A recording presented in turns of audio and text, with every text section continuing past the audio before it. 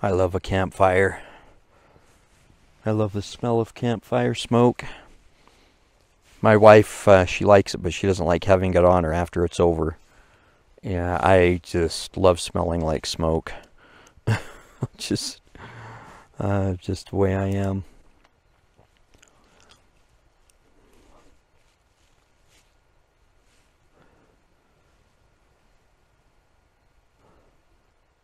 It's getting dark. This camera doesn't show, because it compensates, it doesn't show how dark it's getting.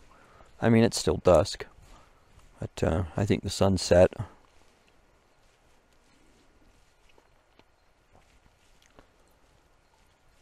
I love being alone in the mountains. Just the quiet, the serenity of it all.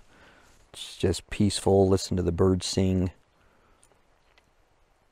I wouldn't normally come camp in a campground like this. During the on-season, there's just way too many people in these kind of places for me. It's just, you might as well just go to a hotel or something, except you're outside.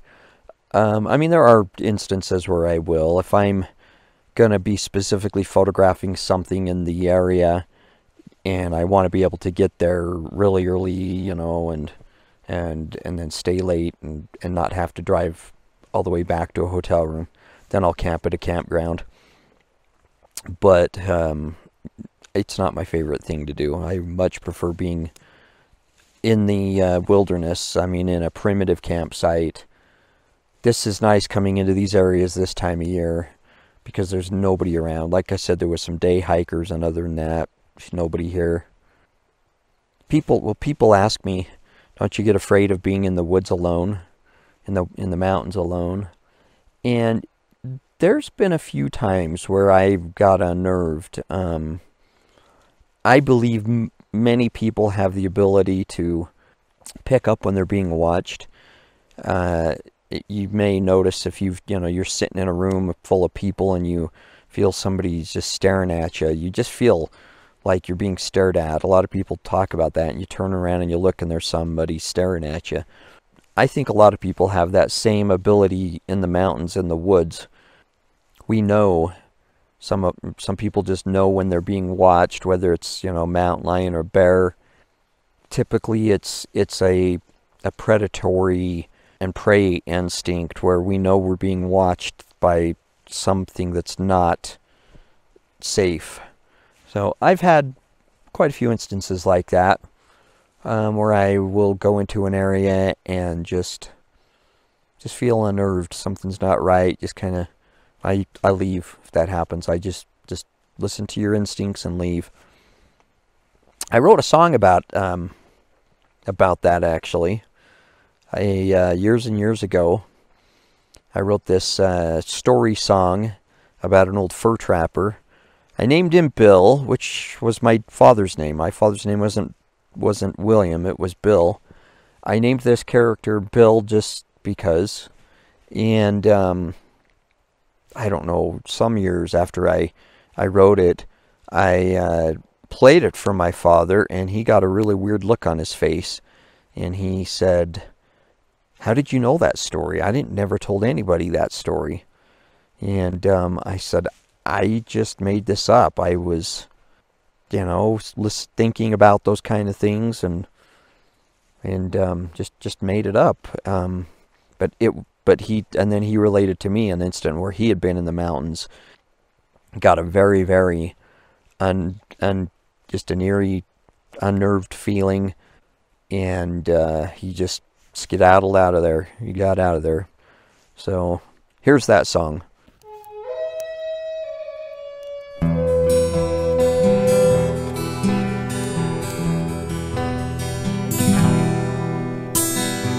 Beware the whispering woods, beware, beware, beware the whispering woods, old Bill, you better beware.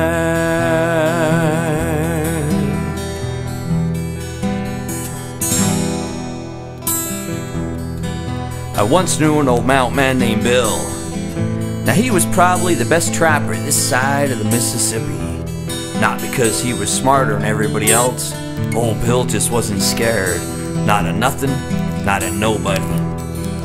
Why, a crow friend of mine said he once saw Bill take the claws off a grizzly bear while the bear was still alive. Well, one day, old Bill went to a Cheyenne village.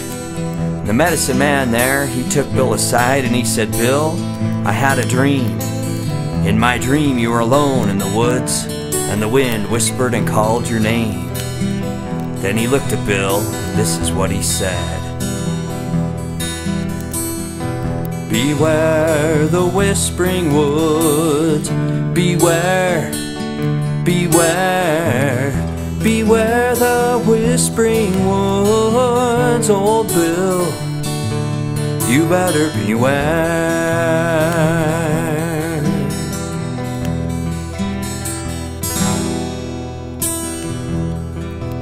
Well, old Bill didn't give what he said much thought. He just went along hunting and trapping like he always did. Well, one day, while he was alone in the mountains, he came upon a canyon he'd never seen before. Old Bill decided to go up that canyon and take a look around. The further he went, the darker the forest seemed to get, and it had a strange, eerie feeling. He remembered the words of the old Indian man, but he wasn't scared. Well, later that night, as he set up camp, the wind came up and it seemed to whisper and moan through the trees. Bill thought he heard voices in that wind, but he still wasn't scared. That night, as he slept, in his dreams, he heard the wind calling his name. He heard it calling, "Bill, Bill, Bill." He woke up with a start, surrounded by nothing but darkness, and the wind calling his name, calling, "Bill, Bill." And then he got scared. He lay there under his furs, too afraid to even grab for his old rifle. He just lay there listening as the wind called his name over and over again.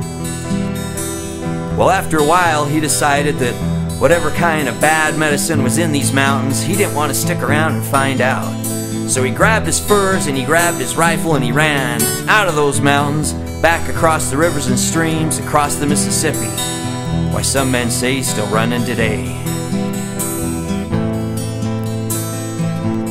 Well, some men say that that night old Bill lost his soul.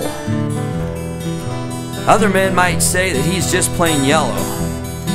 Me, I think he was afraid of himself.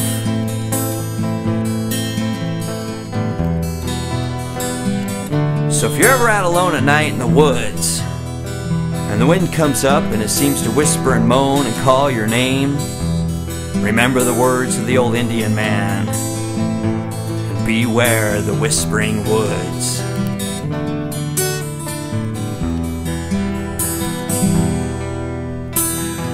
Beware the whispering woods.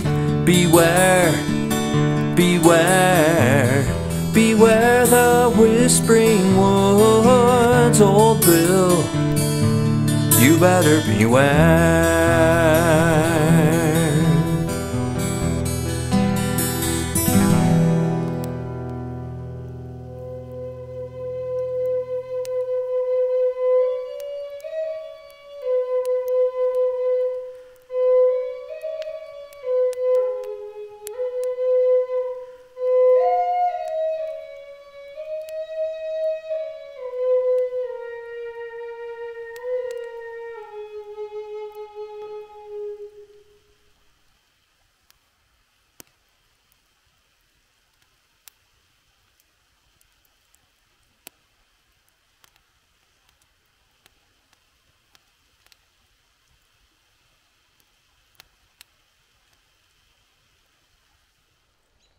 Yeah, this is nice, just sitting here watching the fire. I'm going to sit here a little bit longer. Once the birds go to bed, I'll go to bed. It's typically what I do. And then I wake up when the birds wake up. So they wake up and get, these robins will be chirping and singing at probably 4 in the morning, just as the first bit of sunlight's, you know, lighting the horizon. And that's probably when I get up. So I'm going to sit here a bit more. Thanks for watching. I'll see you in the morning.